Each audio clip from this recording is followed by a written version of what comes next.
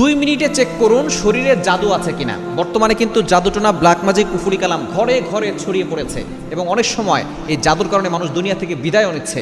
আপনি মাত্র 2 মিনিটে চেক করতে পারবেন আপনাকে কেউ জাদু করেছে না। কোরআনের ছোট্ট একটা শব্দ দিয়ে আপনি আমলটা করতে পারবেন। কিভাবে আমলটা করবেন আমি বলে দিচ্ছি।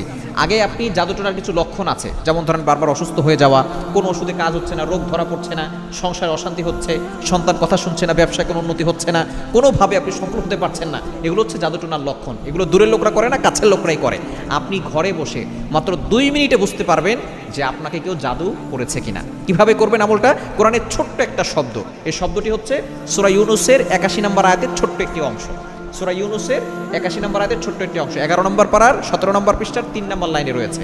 সূরা ইউনূসের 81 নম্বর আয়াতের ছোট্ট একটি অংশ। কিভাবে আমলটা করবেন? প্রথমে আপনি সুন্দর করে ওযু করবেন, ওযু করে পবিত্র অবস্থায় বসবেন।